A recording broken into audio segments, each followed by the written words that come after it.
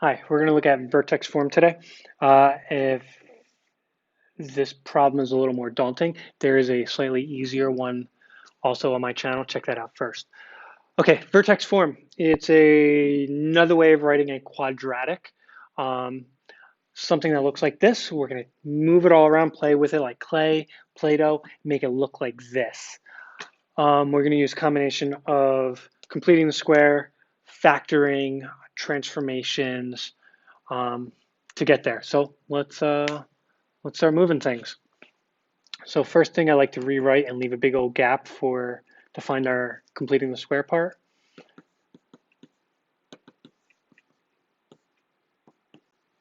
So here's what I want to focus on. That's where our completing the square is going to happen. But before that, we share a number. I want to pull out a number that we share, the number that we share. Yeah, they share an x, but we need that x squared. We need the x to be where it is. I only care about the coefficients, the numbers. We share a -2, so I'm going to pull that -2 out.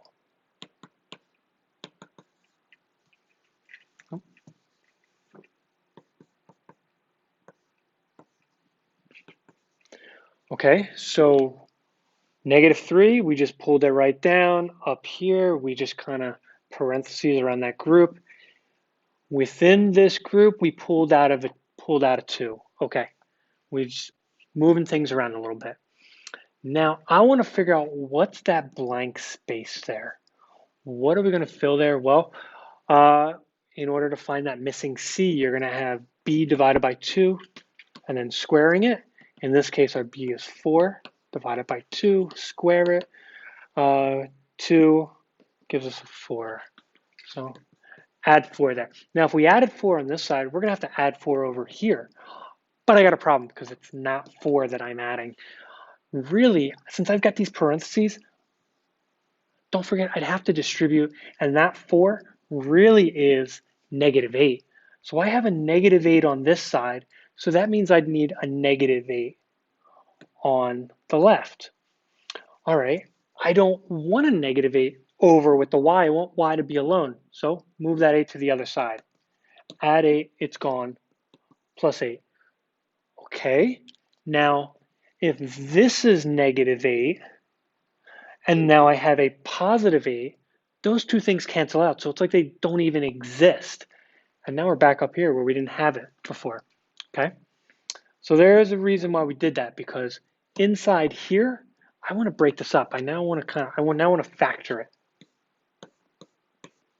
What two things multiply together give me x squared, x and x. What two things multiply together to give me a 4, but add or subtract to give me 4. 2 and 2 plus plus, they're the same thing. So we rewrite it just once with an exponent. Okay, now bring things down. We have a -2, bring that down. The -3 and 8 give us a 5.